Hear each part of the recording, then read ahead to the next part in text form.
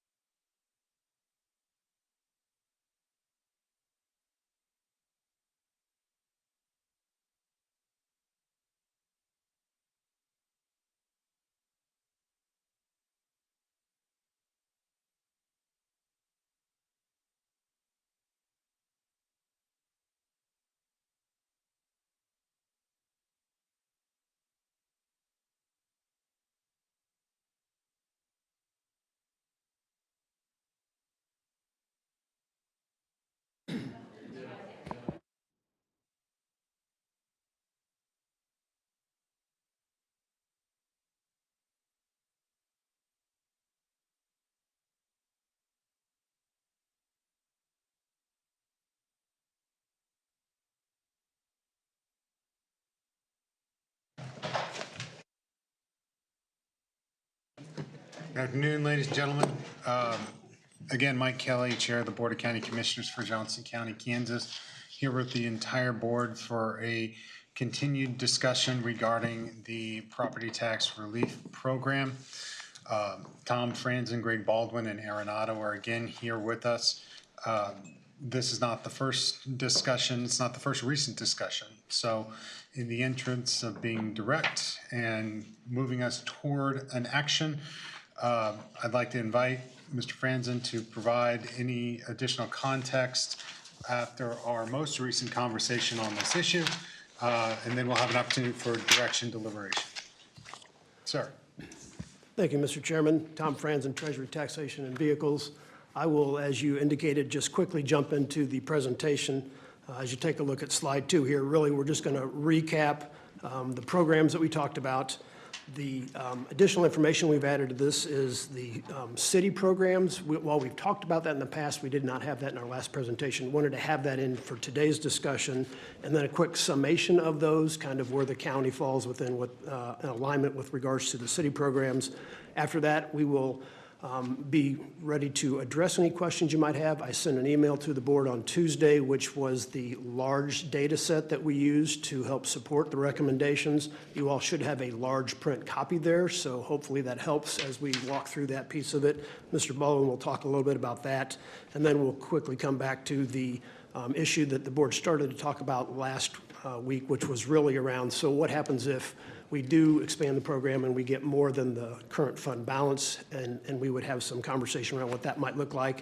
And then at the end, obviously, we're looking for policy direction as we get ready to roll out this pilot program for the 3rd year. And obviously, we're on a fairly tight time frame to go ahead and get information communicated out. So I want to make sure we give the board good information today so they can make that decision. And with that, I will go ahead and start with slide 3, specifically the recap. We've talked about the program's first pilot year.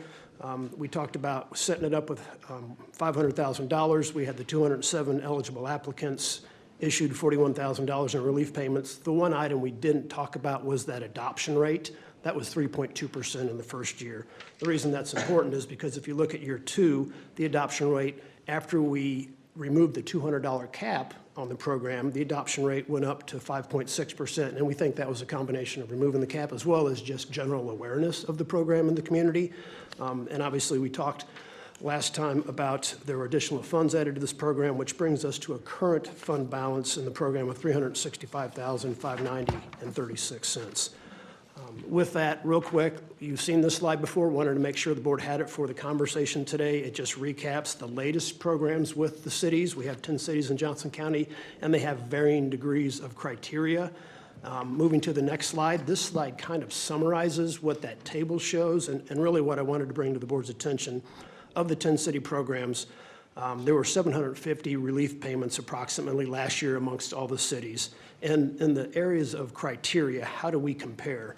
If you look at the income limits component on that criteria, there is one city that has a very low criteria requirement. The county also has that very low criteria.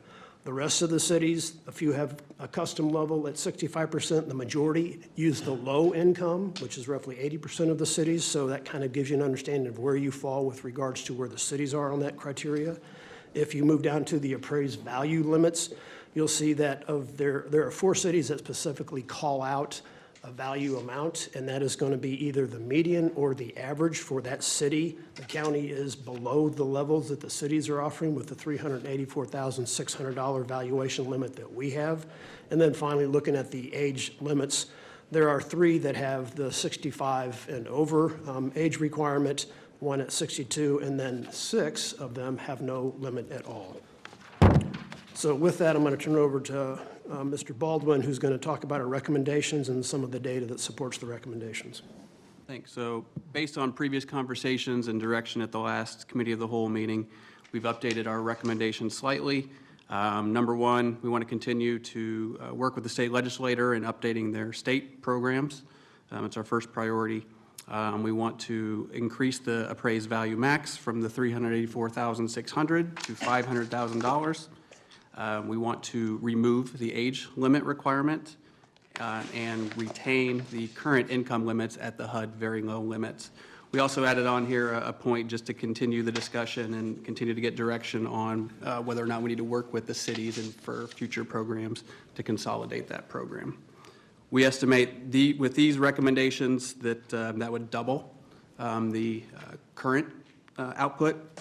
It would increase payments by 100% to approximately $369,463.16 with 718 eligible applicants. Again, that is a minimum. That is using our current 5.6% adoption rate. So we understand that that could go up. And that's where the next slide comes in, along with the data set. I won't go through the data set just in the essence of time, but I'm happy to answer any questions or concerns you have about that. But just to kind of walk through just some of these scenarios, based on the recommendation we're presenting, if that adoption rate were to grow to, let's say, 10%, that would increase the estimated payout to just over $700,000. 25% up to $1.7 million, 50% up to $3.5 million, and if everybody that was eligible for the program based on these, the applicant pool at 100%, that's over $7 million. And just to clarify, if there's any questions about what that adoption rate means, that's essentially the number of eligible applicants out of the total applicant pool that we're gathering from the dashboard. And just to also throw this on here, if we were to change any additional criteria, if we were to increase the income to the low as well as remove the age and increase the average value to $500,000, at a full 100% adoption rate, we're looking at a possible $14.6 million of payout. That's pretty much if you turn all the levers, that's the maximum that we're looking at. Okay, so Mr. Baldwin kind of gave you the context with data analysis. Thank you, Mr. Chairman. So based on the information that Mr. Baldwin just shared with you, he kind of set the context for what the range might look like. So understanding that, the next slide really talks about, so what happens if we get more than the current fund balance with regards to applications next year that are eligible. And as we had spoken last week with the board, at that point, we would bring the information back to the board. We would recap the success of the program, how it went, and then more importantly, we would come back with some options for the board to consider on how to go about moving forward with offering the relief program payments. Having said that, the first option there just kind of lays out three different possibilities. We could do it in a pro rata fashion. We could do a tiering of the payouts based on any of the criteria. And then we could also use an option of those that got to us first would be in a priority order. And then obviously we want to make sure that the board is aware you do always have the option if you want to not make that decision and spend more than the fund balance that we have, use of county reserve funds. As we discussed last week, we're then getting into a budgeting conversation and timing associated with that. Just to understand, we would be coming back to you probably at the earliest April, probably a May timeframe with data around the program. And if we do have an oversubscription, we would then talk about what those recommendations might be. And with that, Mr. Chairman, the last slide really is seeking the policy direction. And keeping this to 8 minutes or less so we can keep most of the time for your discussion and giving us direction. You give the option of moving forward with what you kind of were leaning at towards the last session, but now based on this new information, we're just asking for the direction that we can bring back on December 11th so we can implement the third year of this pilot in January of 26. Thank you very much. Appreciate it. Sorry, got a lot of notes here. This is an important program, so thank you for the time and diligence that has been spent on it by staff. I've talked about this last time we discussed this, but I think the opportunity for targeted relief is something that shouldn't be lost upon us. I know we have people who make comment and talk about, well, just make it fair, make a mill levy reduction for everybody. I think we all recognize, though, that that's not an even value to everybody if there's a mill levy reduction. Those who have a higher home value receive a higher discount. If we were to reduce the mill by 2 mills, that would be approximately $30-ish million to the county. It would be about $115 for somebody that has a $500,000 house, It'll be $230 for somebody who has $1 million home, and only $80 for somebody who has a $350,000 home. However, if we were to look at this pilot program, somebody who has a $500,000 home could receive a rebate up to $997. That is the kind of relief that can make the difference, or make a more meaningful difference to those in our community. I appreciate the statistics. One of the pieces of direction that I think we provided, but if not, let me clarify it again. A joint conversation with cities about the administration of these programs and potentially finding alignment within the criteria is a conversation that I believe needs to happen over the next year before our 2027 budget cycle. And in doing so, I appreciated the information that you provided, particularly with the level of income from various cities. If we remain at the very low category, we are an outlier, right? Most cities have that higher threshold. So while I understand that there was a piece of direction that at least we were trying on for size for this discussion out of our last conversation, I'm going to continue to push us towards moving away from that very low level. And then if we find ourselves at a much higher subscription rate, looking at the options that were presented to us, whether that be pro rata or first come, first serve, setting a dollar figure that we feel is comfortable and doable within the 2026 budget, and then having a more meaningful conversation about this during the 2027 budget cycle of how we really support a program like this. Commissioner Hensley. Thank you. I've done a lot of thinking about this since our last conversation, and with the data that you all have provided. And where I have come out with this, at least in my mind, is, first of all, I'd like to see us stay as close to the current balance of $365,590 as we can at this time. And then next year, consider taking this off as a pilot project and making it something that's actually funded. And I know that not everyone agrees, but I would also like to see us continue to keep the current focus on folks who are 65 and older. As much as I understand that there are younger people who are struggling, I think when I think about people who've purchased their home years and years ago, who are now struggling to pay those property taxes, I think the focus should be on those folks who've spent years investing in our community and in our county. I agree with the chair. I'd like to see us increase that or change that rate in terms of income from very low to the low income, because a lot of folks still struggle with that in that low income range, especially our older folks, and increase the value to $500,000 and keep it at 100% of the their county property tax. I think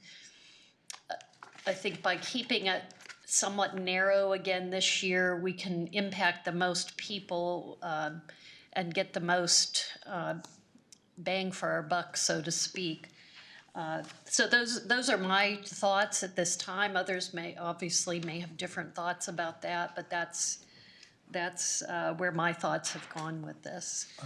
Mr. Otto's looking for some Just clarification. to get one clarification, with what you just described, you were also talking about going to the low versus very low income standard? Yes. Okay. Yeah. So, and just as a way to kind of read this table, which of course makes sense to everybody that put it together, but maybe not everybody else, that would put us in the top row all the way to the bottom right. That gives you an idea, based on a 5.6 adoption rate, what that number could produce. And you work your way to the next level of orange, you'll see as you go to a 10, 15% adoption, if it goes up, what that number could produce. So that's how you can read this table. Thank you. Commissioner Brewer. Thank you, Chair. I have a few thoughts, and I want to share a little background of how I got to the thoughts. I certainly appreciate the desires of the Chair and Commissioner Hanslick, and in normal circumstances, I would certainly want to full-throatedly support that. The reason why I think it's better that we keep it at the very low is a couple reasons. One, when I looked at the table of the city comparables, I really had to focus, I had to recognize that when we think of our universe of population, we're the entire county. When any city sets a policy, when they think their universe, it's going to be their city boundaries. And our largest city is approximately 1/3 of the population of the county. So for me, just strictly looking at what cities do versus what we do in this one instance really gives me pause, just because our universe of potential population is so much larger. And knowing that this is still a pilot, and knowing that in 2024, we removed the cap on, because the first year of the pilot, there was a limit to how much the individual could qualify for. So just in removing that, we went from $41,000 and change of utilization to $184,000 and change of utilization. And that was, we did not double the take-up rate of 3.2, I'm going back by memory, 3.2 to 5.6 was the percentage of take-up rate, but we more than tripled the dollars expended. So with the addition of removing the age, which I am supportive of, and the addition of raising the home value, which I am supportive of, if I'm going to make those two changes, I'm comfortable keeping it at very low income, because already I can anticipate, I would believe, in the third year of the pilot, that the take-up rate will increase, just because it's been out longer and more people are aware of it. And that alone, in addition to our communications, I would think we would have, if we almost double from year to year, that means next year we could be closer to 10%, and we could already be looking at having to make some of the decisions that you gave us as far as pro rata, first come, first serve, so on and so forth. So that would be my thoughts on that particular issue. I'm sorry, put a little wrinkle in the conversation. One of the things that we talked about at our, I don't know if it was a study session or committee of the whole, was the qualifications of the individual, including if they're current on their property taxes, right? And we're giving some latitude, because could be somebody in dispute of property taxes, and so we certainly don't want to disqualify them. But if I'm very low income and I'm looking for tax relief, and I, as a community, as a jurisdiction, I'm trying to create an intentional program identifying the most vulnerable, who are most likely to be precarious in their ability to cover their property taxes. If I have a stipulation that you have to pay the property tax and then get the rebate, I create a barrier that for some will be insurmountable, right? So I guess my question is, have we ever considered a tax credit instead of a tax rebate? And I'm not even going to pretend that I understand all the dynamics of what would change in that. The biggest, to me, dynamic that would change is when you would start the process, gather the applications, and make the considerations of who would be eligible and who, within the pool of money, the deficit dollars that we would set aside. And then you assume the rebate before they ever pay the bill, so they have the capability of paying the bill. That may not be a systems change that's possible today. I will just give you an example. While we, in a different organization, while we were working on eviction cases in Kansas, in certain courts, you have to pay a continuance fee in order to continue a case, and evictions can happen in 72 hours. If I can't pay my rent, it's unlikely I can pay the continuance fee.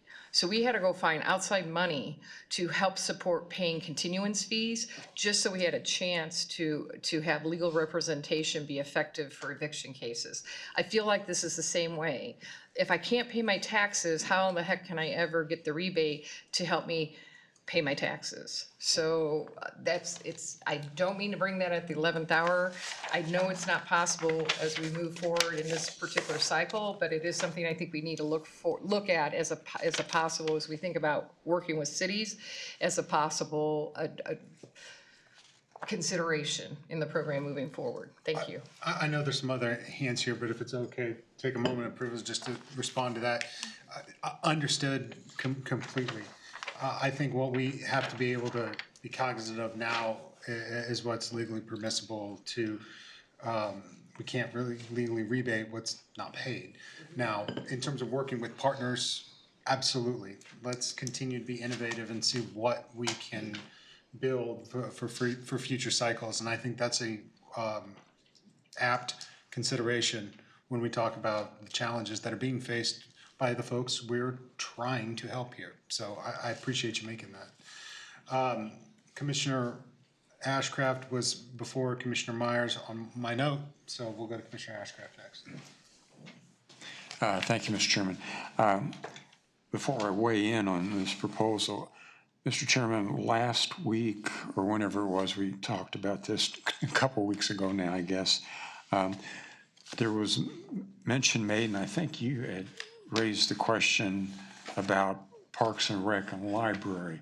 Are we going to try to include them, encourage them to participate in this program?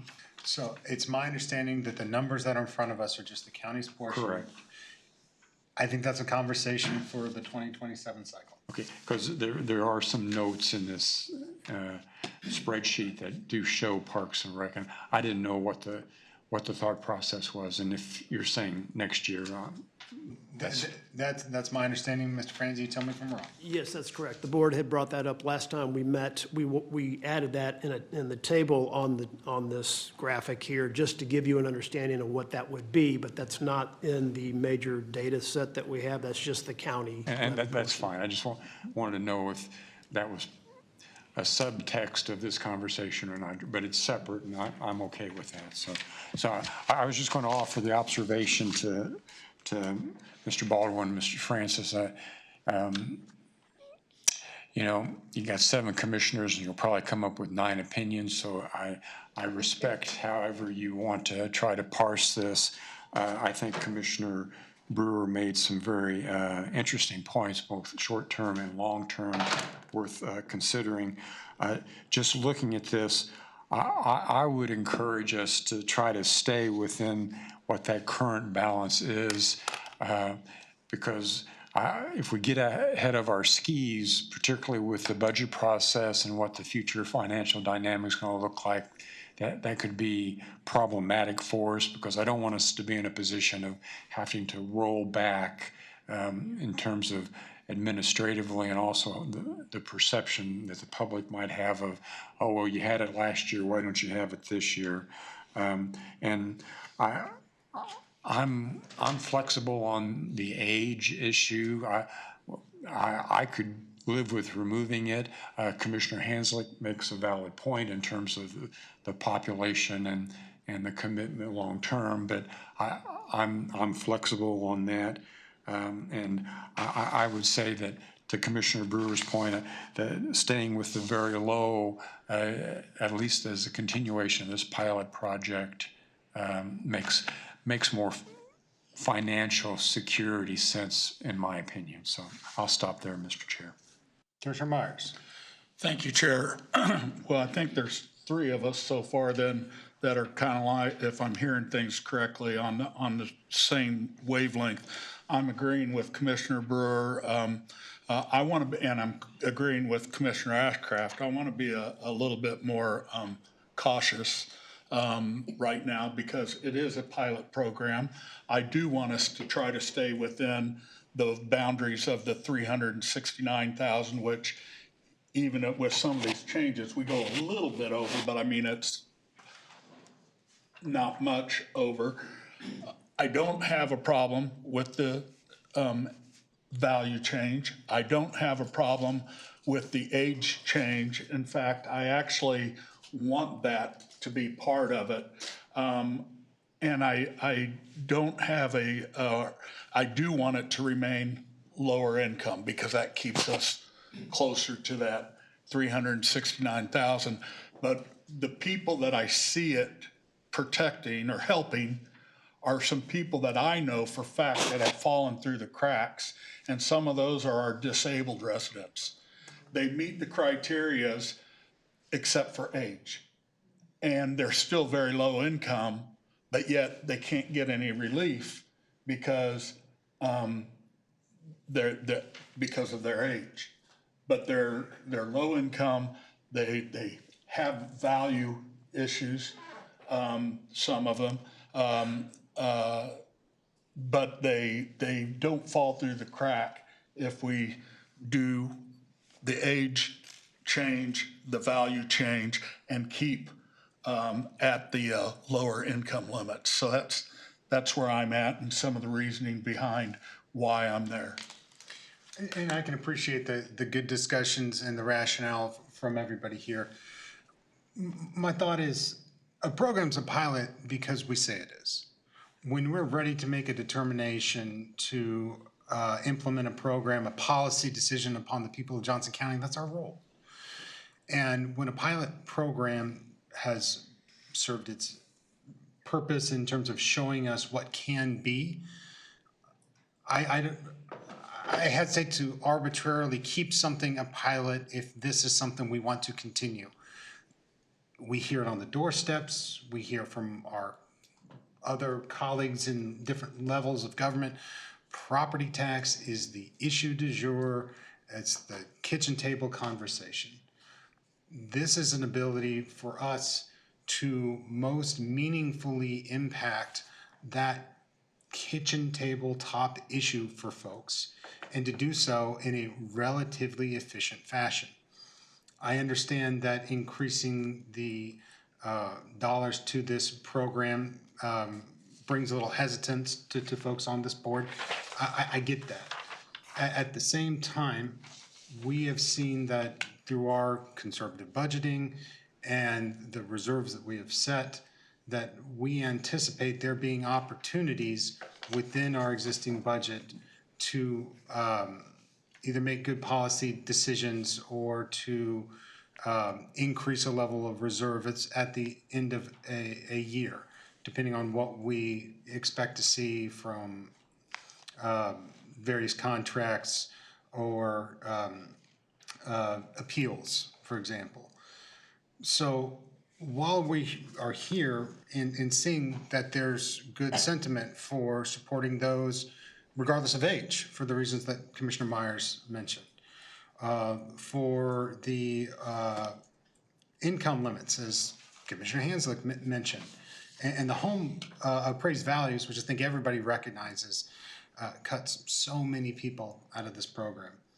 I would just encourage us to impact as many people as possible, and with Resource X and the other things that we have coming forward, utilize this as a challenge to ourselves and the staff to find what is just another approximately $370,000 to be able to attack all three of these with the anticipated adoption that we have seen in the last year. I think it's a unique opportunity. I understand that the majority of the board may not be there, but I want us to at least consider being able to most impactfully address the top issue of our residents. Commissioner Ashcraft. Thank you, Mr. Chairman. Mr. Chairman, I understand where you're coming from. The perspective I would offer, though, is this is still a new program that is still trying to be understood and defined, and the parameters are evolving, And I would just guard against making too big of a promise, particularly in light of potential economic effects on the county. We may have a lot of demands coming up next year, and while this is a program worth considering and worth pursuing, the degree to which we commit is something that has yet to be well established. So I understand what you're saying, but I would still suggest a more cautious approach. Commissioner Hanslick and Brewer. Well, I think this is why there are 7 of us, because I get to, but to hear, I appreciate hearing some of the other thoughts and opinions, and in hearing some of those, hear things that I hadn't really given thought to before. And I think, as Commissioner Myers said, that does resonate with me, the idea that people who have different abilities may be struggling despite their age. I suppose we could put something where you have to show that you receive SSDI or something, but that would make me be more comfortable with opening it to all ages when I think about it that way. I mean, ideally, I still would like to have low income, but I can understand if we want to do very low income so that we can also include people of all ages. So I appreciate that. I appreciate the discussion, and it's given me a little bit more food for thought. And I agree with the chair that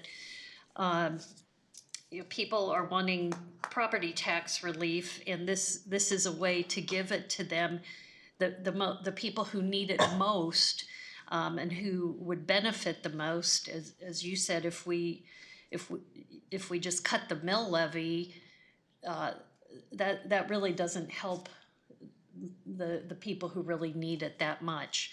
But this does. So, and given that, we do, not that we always want to just use reserves whenever needed without thinking about it, but, if 350,000, or even if it's 500,000 of reserves compared to someone losing their home, is a small price to pay.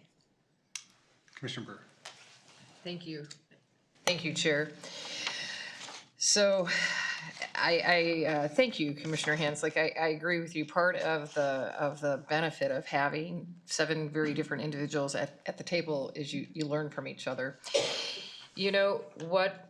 Candidly, I was not in favor before I came on the commission of when the cap was eliminated. But I wasn't appreciating the fact that what we're doing with our relief program only impacts about 20% of somebody's overall bill. And so to make the effort of going through application, which is still an effort worth the while. I think your original cap was what, $250 or $500? What was the original cap that somebody? How much was it? 200. Somebody has to speak up louder. I cannot hear you. 200. It was 200. It was $200. So I mean that. It was so, as Commissioner Ashcraft would say, de minimis, that you would say, am I really providing any meaningful tax relief? So, in that cycle of the pilot, which would have been year 2, is that correct? The $200 cap was on the first year. Was in the first year, but Correct. And removing then the cap removed was for the second. was the second year, and we saw that take-up rate almost double. And then now we're proposing in the documents that you have prepared 2 other changes, removing the age limit and increasing the home valuation limit. I'm going to go back to, I agree that at some point in time you have to stop calling it a pilot. I look at 2026, since we've already identified the available funding, as the luxury of having that 30 year of the pilot. I'd really like to test these 2 new changes to really then inform more full-throatedly, more fully, what decisions I would make in cycle 2027 or 2028 for funding the program, because each time we make a change, we increase the pool of people available, each year it's out, we have more people who are aware of it, right? And have more of a capability to take advantage of it, or, you know, to apply. So that would be part of my rationale, is I still would like to have some testing parameters and removing the age limit and increasing the home valuation, but retaining that at the very low. I would contemplate the 65%, you know, area median income, only because, as I shared at our cow or study session, whatever we had before, that there are some of the mix of different housing prices in developments talk about having different, you know, market rate at 60%, at 80%. So, but otherwise, I like these parameters because it allows us to be within the budget that we have, hopefully, most likely go over, but not so far over that we're having to make some of those decisions about the pro rata or how we choose winners and losers in this. Commissioner Myers? So the danger of repeating myself, but Chairman, I want to be where you're at. I think we can get there. I hope we can get there. I want to be there, but I'm like Commissioner Ashcraft and saying I don't want to overpromise.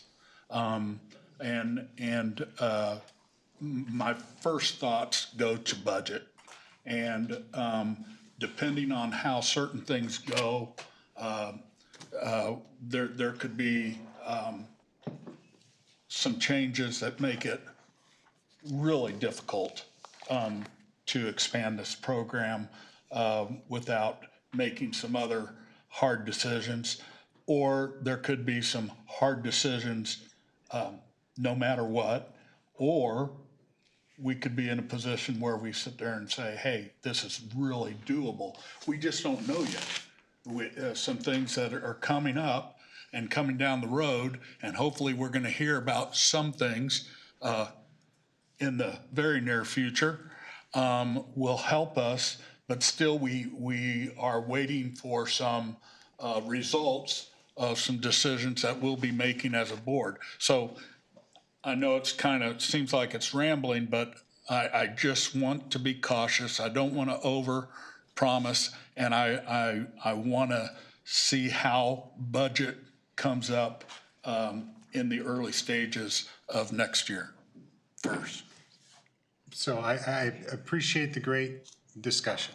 I think at the end of the day, the majority of us are toward a North Star here, and that's great. It's just a matter of how to get there. To the same, or I guess maybe to the inverse of the concern that is raised, what I don't want is us to assume we're going to fund 376 or however many thousand that remain, and we fund 150. That's my fear. And then we continue to just trickle this out in a way that is not as meaningful to the community as I think we all desire. So a lot of that's going to be how TTV can work with us in engaging the community, and continue to engage with us in the community about the existence of this program. And I think collaboration with the cities is one way to get there. One of the things I fear with our intent of maybe coordinating with the cities here is 2027, we're gonna have to get on the same page with these folks. And right now we're not there in terms of where the lines are drawn. And so whether it be right now when we make the decision, or if we get oversubscribed and have to go with pro rata or first come, first served, we're picking winners and losers, which I hate that phrase anyway, because I don't think that's the intent. But whichever time we make the decision, it's going to impact some folks differently than others, right? So all that being said, folks understand my desire here. So given that it was Commissioner Hanslick's program, I'm going to put her on the spot, allow her to make a motion for direction, which I'm going to support, knowing everybody knows where I am at here, and I don't feel the majority is quite there yet. but in the interest of time and direction and continuing to move this program forward and beyond a pilot in 2027, I'm going to allow her the motion. Thank you, Mr. Chair. I move to direct staff to move forward with the recommended changes to the program to include a maximum home value of $500,000, no age requirement, and a HUD very low income limit, and to continue the 100% of county property tax rebate. Brewer, second? So moved by Commissioner Hanslick, seconded by Commissioner Brewer, and this is to move this to action at next week's agenda, correct? Yes. Okay. All right, further questions or comments or discussion at this point? Seeing none, will the clerk call the roll, please? Commissioner Fest. Aye. Commissioner Myers. Myers, aye. Commissioner Brewer. Brewer, aye. Commissioner Hanslick. Hanslick, aye. Commissioner Ashcraft. Yes. Commissioner Allenbrand. Allenbrand, aye. Chairman Kelly. Aye, that's 7 in favor and none against. Is that consistent with your count? It is. Very good. Gentlemen, thank you very much. Board, thank you very much for the good discussion. We're going to adjourn this committee of the whole, take 5 minutes to switch to technology and reopen our BOCC meeting. We're adjourned.